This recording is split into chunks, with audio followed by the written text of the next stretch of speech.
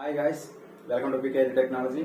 ఈ క్లాస్లో మనం జావాలో ఈవెన్ ఆర్డర్, సో ఏదైనా ఒక నెంబరు ఈవెన్ లేక ఆర్డర్ అని చెక్ చేయడం కోసం జావాలో కోడ్ ఎలా రాస్తారో ఈ రోజు మనం తెలుసుకుందాం. ఓకేనా?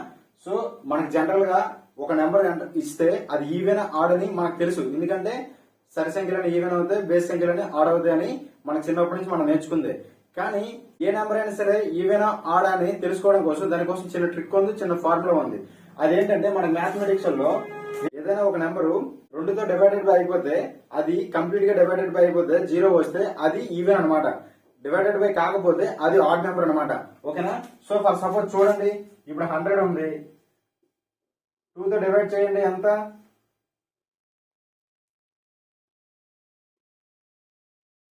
సో 100 అనేది ఈవెన్ నెంబర్, అవునా? లేదా ఫర్ సపోజ్ 99 ఉంది, 99 ఈవెన్ నెంబర్ ఆడ్ నెంబర్ తెలుసుకోవడం కోసం ఫస్ట్ మనం ఏం చేయాలి? 2తో డివైడెడ్ బై చేయాలి. చేయండి. 2 4 8 1 ఉంది. సో ఈ 9 కింద తీసుకుంటాం. 2 9 ఎంత అయింది? 18. ఎంత ఉంది? 1 ఉంది. సో ఇది 99 అనేది ఆడ్ నెంబర్ అనమాట. సో ఏదైనా ఒక నెంబర్ అనేది 2తో డివైడెడ్ బై అయిపోతే అది ఈవెన్ నెంబర్, 2తో డివైడెడ్ బై కాకపోతే అది ఆడ్ నెంబర్. సో అది మనకు తెలిసిందే. సో మనకి లాజిక్ తెలుసు కాబట్టి ఇప్పుడు మనకు కోడ్ రాయడం అనేది చాలా ఈజీ అవుతుంది అనమాట. సో ఈవెన్ నెంబర్ ని ఆడ్ నెంబర్ ని ఎలా చెక్ చేయాలో మనకు ఒక ఐడియా వచ్చింది కాబట్టి ఇప్పుడు జావాలో కోడ్ ఎలా రాయాలో మనకి ఈజీ అవుతుంది. సో ఇప్పుడు జావాలో మనం కోడ్ ఎలా రాయాలి ఇప్పుడు మీకు రాసి కంప్లీట్ గా రాసి లైన్ టు లైన్ ఎగ్జిక్యూట్ చేసి చూపిస్తాను. అందరూ కూడా ఎండ్ వరకు చూడండి. ఓకేనా?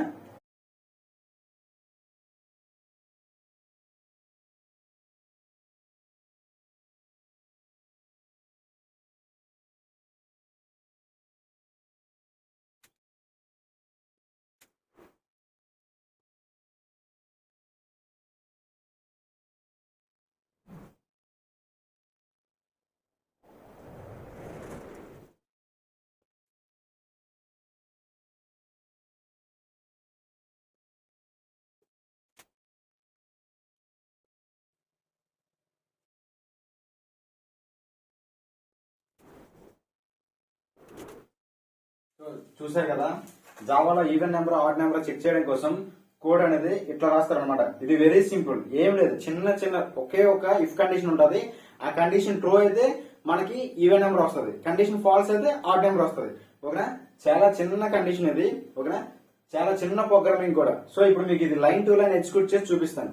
సో ఫస్ట్ మనం ఈ కోడ్ అంతా ఎక్కడ రాస్తాం? సిస్టమ్ లో నోట్ ప్యాడ్ లో రాస్తాం. సో నోట్ ప్యాడ్ లో రాస్తాం ఫస్ట్ దీన్ని సేవ్ చేయాలి కదా. సేవ్ చేయాలంటే ఏం చేయాలి? కంట్రోల్ ఎస్ కొట్టి మనం దీన్ని సేవ్ చేయాలి. ఏమైనా సేవ్ చేస్తాం?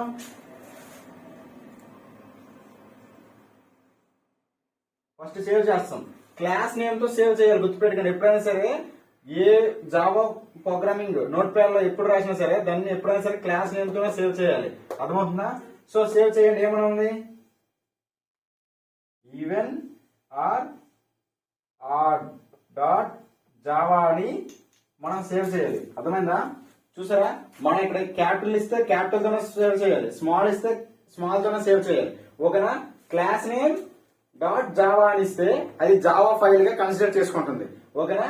సో మనం జావా ప్రోగ్రామ్ ఎప్పుడు సేవ్ చేసినా సరే క్లాస్ నేమ్ డాట్ జావా అనే సేవ్ చేయాలన్నమాట. సో క్లాస్ నేమ్ కి డాట్ జావా అని యాడ్ చేయాలి, అప్పుడు అది జావా ఫైల్ అని అర్థమవుతుంది. ఓకేనా? సో మరి మనం సేవ్ చేస్తాం. సేవ్ చేసినందుకు ఏం చేయాలి?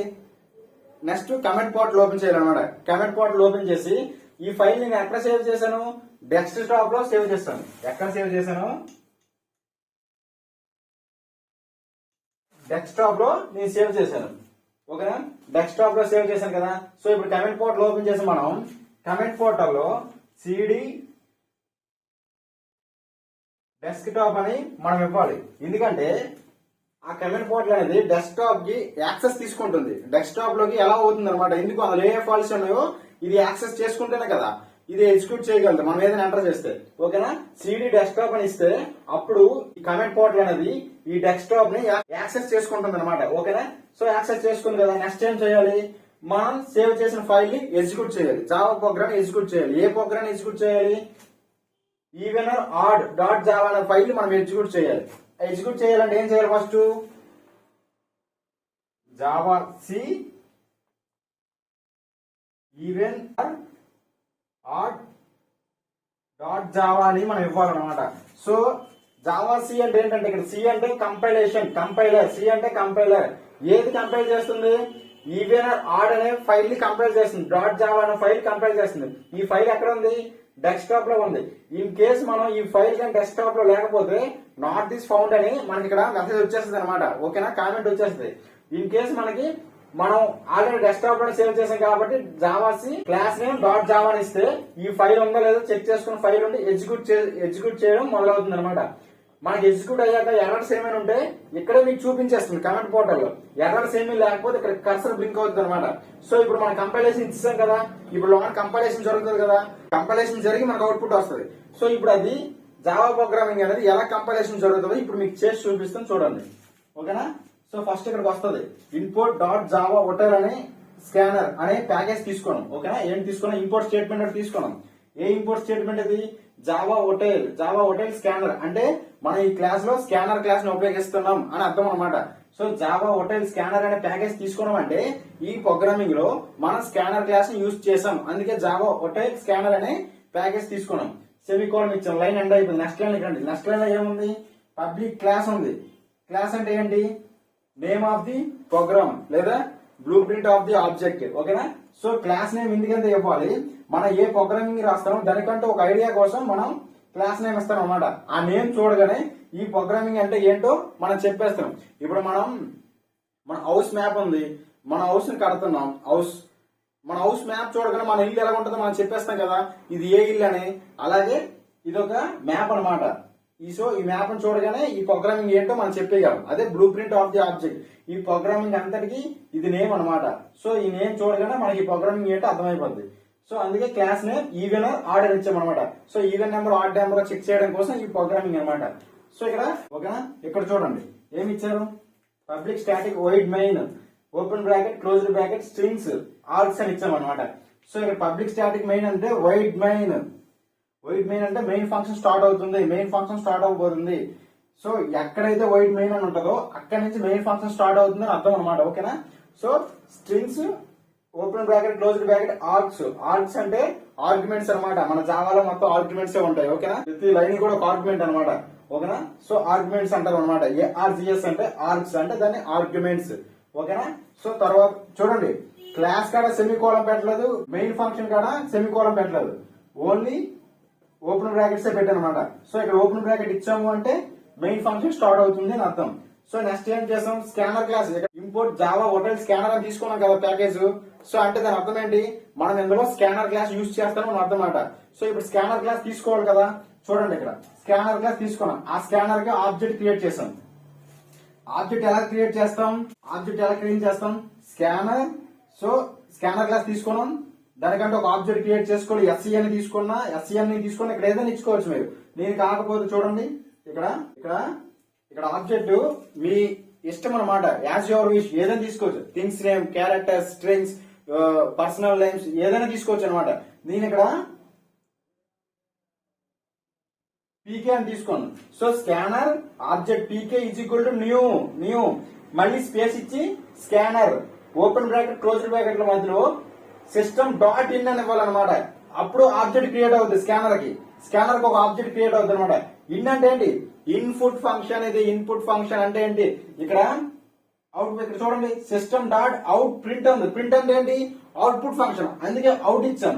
ఇక్కడ మనం ఇచ్చామంటే ఇది ఇన్పుట్ ఫంక్షన్ అనమాట. వాల్యూని రీడ్ చేస్తుంది. ఎక్కడ వాల్యూని రీడ్ చేస్తుంది? రన్ టైమ్ లో డేటాను రీడ్ చేస్తుంది. ఓకేనా, to read the data on console in run time లో డేటాను రీడ్ చేస్తుంది కాబట్టి ఇది ఇన్పుట్ ఫంక్షన్. అందుకే డాట్ ఇన్ అని ఇచ్చామాట. సిస్టమ్ లో డేటాను రీడ్ చేస్తుంది. అందుకే డాట్ ఇన్ అని ఇచ్చాం. ఇన్ అంటే ఏంటి? ఇన్పుట్ ఫంక్షన్ ఇది. ఓకేనా, సెమికోలన్ ఇచ్చాం.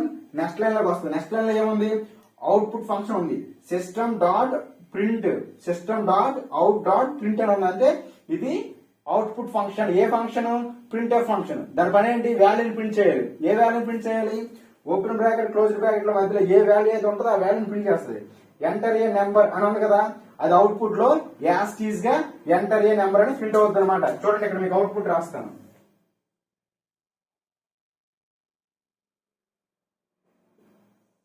ఏమనుంది? ఎంటర్ ఏ నెంబర్ అని ఉంది. సో అది యాస్టీస్ గా ప్రింట్ అయిపోద్ది అనమాట.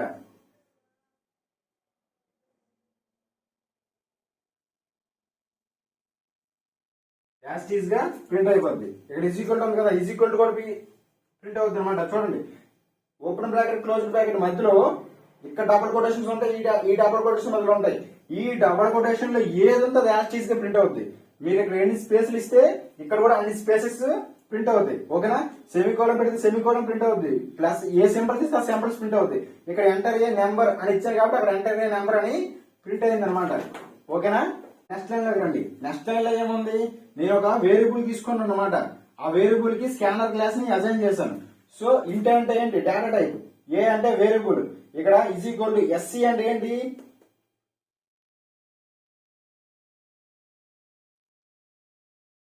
ఇక్కడ పీకే అంటే ఏంటి, స్కానర్ క్లాస్ అనమాట. స్కానర్ ఆబ్జెక్ట్ అనమాట. ఆబ్జెక్ట్ ఇచ్చారు అంటే ఏంటి, ఇక్కడ ఏ కి రన్ టైమ్ లో డేటాని రీడ్ చేసుకుంటుంది. ఏ డేటాని రీడ్ చేసుకుంది, ఇంటీజర్ డేటా టైప్ ఇచ్చాం. ఇక్కడ ఏ డేటాని రీడ్ చేసుకుంది, ఇంటీజర్ డేటా వాల్యూని రీడ్ చేస్తుంది. అది ఎలా చేస్తుంది, ఇక్కడ నెక్స్ట్ ఇంట్ అని ఇచ్చాం, మెథడ్. ఇది మెథడ్ అన్నమాట. నెక్స్ట్ ఇంట్ అనేది ఏంటి, మెథడ్.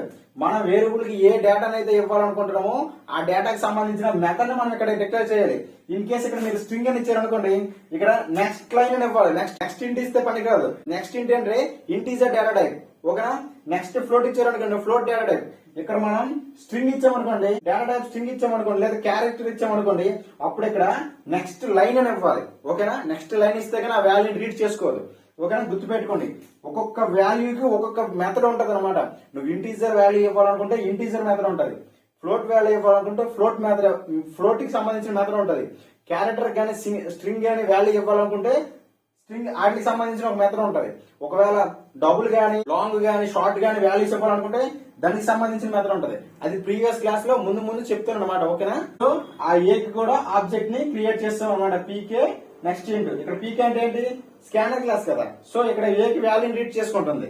ఓకేనా, సో ఇక్కడ కర్సర్ బ్లింక్ అవుతుంది కదా, ఇక్కడ వచ్చింది కదా, మరి ఇక్కడ పీకే ఉంది కదా, అంటే స్కానర్ క్లాస్ వాల్యూ ఇవ్వాలి కదా, ఏ కి వాల్యూ ఇవ్వాలి. ఏ ఇక్కడ ఇంటీజర్ డేటా టైప్ ఏ కాబట్టి ఏ కి మెమరీ లొకేషన్ అనేది క్రియేట్ అవుతుంది అనమాట. సో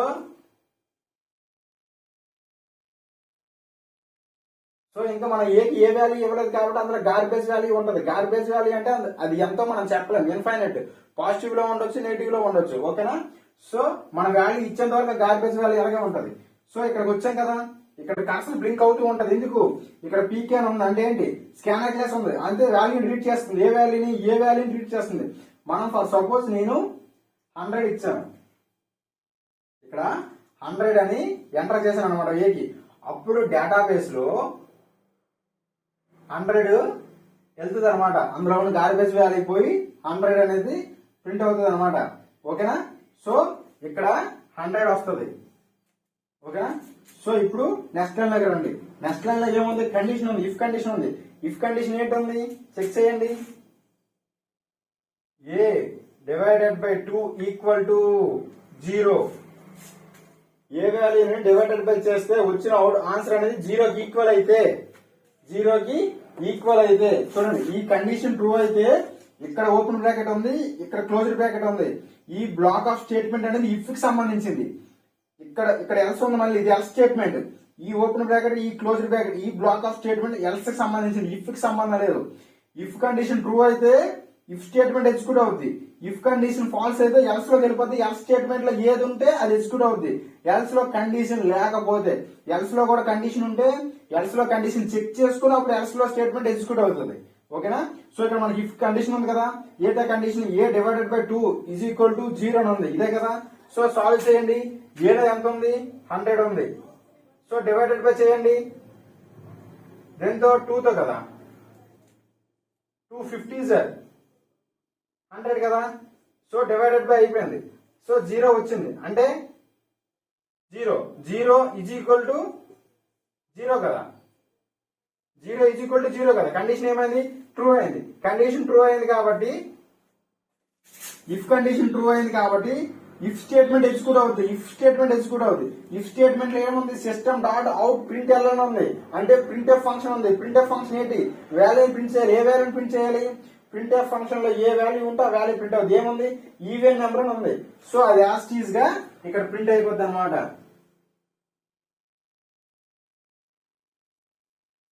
ఓకేనా, ప్రింట్ అవుతుంది. సో ఇఫ్ కండిషన్ ఎగ్జిక్యూట్ అయిపోయింది, ట్రూ అయిపోయింది కాబట్టి మరి ఎల్స్ లో మరదు డైరెక్టర్ గా బయటకు వచ్చేస్తుంది. సో డైరెక్ట్ గా బయటకు వచ్చేస్తుంది. ఇక్కడ మెయిన్ ఫంక్షన్ క్లోజ్ అయిపోయింది, క్లాస్ కూడా క్లోజ్ అయిపోయింది. అంటే ఏంటి, ప్రోగ్రామింగ్ అనేది ఎండ్ అయిపోయింది.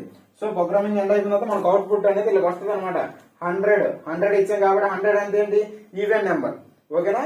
సో ఇక్కడ ఇఫ్ కండిషన్ ఫాల్స్ అయితేనే ఎల్స్ స్టేట్మెంట్ ఎగ్జిక్యూట్ అవుతుంది. ఇఫ్ కండిషన్ ట్రూ అయిపోతే ఇఫ్ స్టేట్మెంట్ ఎగ్జిక్యూట్ అయిపోయి బయటకు వచ్చేస్తుంది. ఇఫ్ స్టేట్మెంట్ ఫాల్స్ అయితే ఎల్స్ స్టేట్మెంట్ మరి ఎగ్జిక్యూట్ అవ్వదు. ఇఫ్ స్టేట్మెంట్ మరి ఎగ్జిక్యూట్ అవ్వదు, ఎల్స్ లో కలుతుంది. ఎల్స్ లో ఏదైనా కండిషన్ లేకపోతే ఎల్స్ లో ఏ స్టేట్మెంట్ ఉంటే ఆ స్టేట్మెంట్ డైరెక్ట్ గా ఎగ్జిక్యూట్ అయిపోద్ది. ఎల్స్ లో కండిషన్ ఉంటే ఆ కండిషన్ చెక్ చేసుకున్న తర్వాత ఎల్ స్టేట్మెంట్ ఎగ్జిక్యూట్ అవ్వాలో లేదో తెలుస్తుంది అనమాట. ఓకేనా. మనకి ఇక్కడ ఏమైంది, 100 ఇచ్చాం, 100 అనేది ట్రూ అయింది. చూడండి, ఇది డివైడెడ్ బై సింబల్, ఇది మాడ్యులస్ సింబల్. సో ఈ సింబల్ అనేది రిమైండర్ ని కన్సిడర్ చేస్తుంది. ఒకవేళ ఈ సింబల్ ఉంటే కోషియన్ ని కన్సిడర్ చేస్తుంది. ఇక్కడ మనం డివైడెడ్ బై సింబల్ ఉంది కాబట్టి 0 తీసుకోవాలి. జావా అనేది 0 తీసుకుంటుంది. ఒకవేళ ఈ మధ్యన ఏ మాడ్యులస్ 2 ఉంది అనుకోండి, అప్పుడు 50 తీసుకుంటుంది. ఓకేనా. ఇది కోషియంట్, ఇది రిమైండర్. ఓకేనా. రిమైండర్ ని ఈ సింబల్ కన్సిడర్ చేస్తుంది, కోషియంట్ ని ఈ సింబల్ కన్సిడర్ చేస్తుంది. మనకి ఈ సింబల్ ఉంది కదా, సో రిమైండర్ ని కన్సిడర్ చేస్తారు. రిమైండర్ ఎంత వచ్చింది, 0 వచ్చింది. 0 ఈజ్ ఈక్వల్ టు 0 కదా. సో కండిషన్ అనేది ట్రూ అయింది. కండిషన్ ట్రూ అయింది కాబట్టి ఇక్కడ ఓపెన్ బ్రాకెట్ ఉంది, ఇక్కడ క్లోజ్డ్ బ్రాకెట్ ఉంది. సో ఆ స్టేట్మెంట్ అనేది ఎగ్జిక్యూట్ అవుతుంది అనమాట. ఒకవేళ ఇక్కడ ఓపెన్ బ్రాకెట్ క్లోజ్డ్ బ్రాకెట్ లేకపోతే ఇఫ్ స్టేట్మెంట్స్ కింద ఎన్ని స్టేట్మెంట్స్ ఉన్నా ఆ ఫస్ట్ స్టేట్మెంట్ మాత్రం ఇఫ్ కి సంబంధించింది. గుర్తుపెట్టుకోండి, ఇక్కడ మీకు ఓపెన్ బ్రాకెట్ లేదు, క్లోజ్డ్ బ్రాకెట్ లేదు. ఒక 10 స్టేట్మెంట్లు ఉన్నాయి. ఎన్ని ఉన్నాయి, 10 స్టేట్మెంట్స్ ఉన్నాయి. 10 స్టేట్మెంట్స్ ఉన్నాయా, ఇఫ్ కండిషన్ ట్రూ అయితే ఫస్ట్ కండిషన్ అనేది ఎగ్జిక్యూట్ అవుతుంది. ఇఫ్ కండిషన్ ఫాల్స్ అయితే ఫస్ట్ కండిషన్ కాకుండా మిగతా కండిషన్ స్టేట్మెంట్ అన్ని ఎగ్జిక్యూట్ అవుతాయి. సో ఇఫ్ కండిషన్ ట్రూ అయితే ఫస్ట్ స్టేట్మెంట్ ఎగ్జిక్యూట్ అవుతుంది. ఇఫ్ కండిషన్ ఫాల్స్ అయితే మిగతా స్టేట్మెంట్స్ అన్ని ఎగ్జిక్యూట్ అవుతాయి, ఫస్ట్ స్టేట్మెంట్ ఉండిపోద్ది అనమాట. ఓకేనా, గుర్తుపెట్టుకోండి. సో మనకి అవుట్పుట్ అనేది ఇదనమాట. సో మరి ఇప్పుడు మనం ఈ అవుట్పుట్ ప్రింట్ చేయాలి కదా, ఎగ్జిక్యూట్ అయిపోయింది. ఎగ్జిక్యూట్ చేసి చూపించాను కదా మీకు, ఎగ్జిక్యూట్ అయిపోయింది కాబట్టి ఇది అవుట్పుట్. సో ఈ అవుట్పుట్ మనం ప్రింట్ చేసుకోవాలి. ఎగ్జిక్యూట్ కంపైలేషన్ అంతా చేసుకోండి. ఇప్పుడు లోన జావా ఎలా కంపైలేషన్ చేసుకుంటే అది చూపించాను అనమాట. కంపైలేషన్ అంతా జరిగిపోయింది కదా, ఇప్పుడు మీకు ఈ అవుట్పుట్ ని ప్రింట్ చేయాలి. ఎలా ప్రింట్ చేయాలి, సో మనకి ఎర్రర్స్ ఏమి రాలేదు కదా. ఎర్రర్స్ ఏమైనా వస్తే ఇక్కడ మీ కంపైలేషన్ జరిగిన తర్వాత ఇక్కడ ఎర్రర్స్ ఏ ఎర్రర్స్ ఉన్నాయో ఎర్రర్స్ చూపిస్తుంది. మనకి ఎర్రర్స్ ఏం రాలేదు కాబట్టి ఇక్కడ కర్సర్ బ్లింక్ అవుతూ ఉంటుంది కమెంట్ పోర్టల్. అప్పుడు ఏమి ఇవ్వాలంటే మీరు జావా ఈవెన్ ఆర్ ఆడ్ అని ఇవ్వాలన్నమాట. అప్పుడు ఈ ఫైల్ కదా కంపైలేషన్ జరిగింది, జావా ఈవెన్ ఆర్ ఆడ్ ఇస్తే మనకి అవుట్పుట్ అనేది అక్కడ షో అవుతుంది అనమాట. ఈ అవుట్పుట్ కనబడుతుంది అనమాట. ఎంటర్ ఏ నెంబర్ 100 ఇచ్చిన తర్వాత ఈవెన్ నెంబర్ అని మనకి ఇక్కడ కామెంట్ పోర్టల్లో మీకు కనబడుతుంది అనమాట. ఓకేనా. సో ఇప్పుడు మీకు ఫర్ సపోజ్ ఇక్కడ ఏ బదులుగా అర్థమైంది అనుకుంటా. ఇప్పుడు ఏ ప్లేస్ లో మనం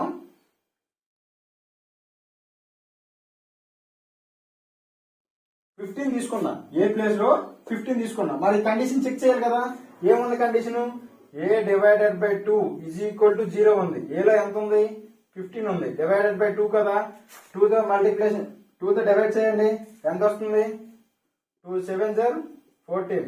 ఎంత వచ్చింది, 1 వచ్చింది అనమాట. సో 1 ఈక్వల్ టు 0నా కాదు కదా. 1 ఇది సాల్వ్ చేస్తే 1 వచ్చింది, 1 కదా. ఇక్కడ ఈజ్ ఈక్వల్ టు ఇక్కడ దించాను, ఏముంది 0 ఉంది. 1 ఈజ్ ఈక్వల్ టు 0నా, 1 నాట్ ఈక్వల్ టు 0 కదా. కండిషన్ ఏమైంది, ఫాల్స్ అయింది. కండిషన్ ఫాల్స్ అయిపోయింది కాబట్టి మరి ఇఫ్ స్టేట్మెంట్ మరి ఎగ్జిక్యూట్ అవ్వదు. ఎల్స్ కి వెళ్ళిపోతుంది అనమాట. ఎల్స్ కి వెళ్ళిపోయి ఎల్స్ లో కండిషన్ ఏమైనా ఉంటే కండిషన్ చెక్ చేస్తుంది. ఎల్స్ లో ఏ కండిషన్ లేకపోతే ఎల్స్ లో ఏ స్టేట్మెంట్ ఉంటే ఆ స్టేట్మెంట్ డైరెక్ట్ గా ఎగ్జిక్యూట్ అవుతుంది. ఎల్స్ లో ఏ స్టేట్మెంట్ ఉంది, ప్రింట్ ఎఫ్ ఫంక్షన్ ఉంది. System dot out dot print L అని ఉంది. అంటే ప్రింట్ ఎఫ్ ఫంక్షన్ పని ఏంటి, వాల్యూని ప్రింట్ చేయాలి. ఏ వాల్యూని ప్రింట్ చేయాలి, ఓపెన్ బ్రాకెట్ క్లోజ్ బ్రాకెట్ లో ఏ వాల్యూ ఉంటుందో ఆ వాల్యూని ప్రింట్ చేయాలి. ఏముంది, ఆడ్ నెంబర్ అని ఉంది. సో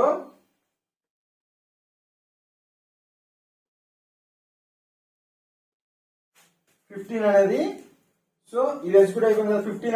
15 ఆడ్ నెంబర్ అని ఇది ప్రింట్ అవుతుంది. తర్వాత బయటకు వస్తే ఏముంది, ఎల్స్ క్లోజ్ అయిపోయింది, మెయిన్ ఫంక్షన్ క్లోజ్ అయిపోయింది, క్లాస్ ఎండ్ అయిపోయింది అనమాట. సో ప్రోగ్రామింగ్ అనేది క్లోజ్ అయిపోయింది. మనకు అవుట్పుట్ ఇది. ఈ అవుట్పుట్ ప్రింట్ చేయాలంటే ఏం చెప్పాను, జావా క్లాస్ నేమ్ ఇవ్వాలి. జావా క్లాస్ నేమ్ ఇస్తే మనకు అవుట్పుట్ ప్రింట్ అవుద్ది. ఓకేనా? ఇక్కడ కూడా మీకు ఏమైనా ఎర్రర్స్ ఉన్నాయి అనుకోండి, కంపైలేషన్ జరిగిన తర్వాత ఇక్కడ మీకు ఎర్రర్స్ ప్రింట్ అవుద్ది. అప్పుడు మీరు ఆ ప్రోగ్రామ్ ని మీరు సరి చేసుకోవాల్సి ఉంటుంది, ఆ ఎర్రర్స్ ని కరెక్షన్ చేయాల్సి వస్తుంది. ఎర్రర్స్ ఏమీ లేకపోతే ఇక్కడ కర్సర్ బ్లింక్ అవుద్ది, అంటే మీరు అవుట్పుట్ ప్రింట్ చేసుకోవచ్చు. అవుట్పుట్ ప్రింట్ చేయాలంటే ఏం చేయాలి? జావా ఎంటర్ క్లాస్ నేమ్ ఇవ్వాలి. క్లాస్ నేమ్ ఏంటి? Even or odd. ఓకేనా? అర్థమైంది అనుకుంటా. జావాలో ఒక నెంబర్ ని even number odd number check చేయడం కోసం కోడ్ ఎట్లా రాస్తాం అర్థమైంది కదా మీకు. సో నా ఎక్స్ప్లెనేషన్ లో కానీ కోడింగ్ లో కానీ ఏమైనా డౌట్ ఉంటే నాకు కామెంట్ సెక్షన్ లో తెలియజేయండి, నేను ఖచ్చితంగా మీకు సాల్వ్ చేస్తాను. ఓకేనా?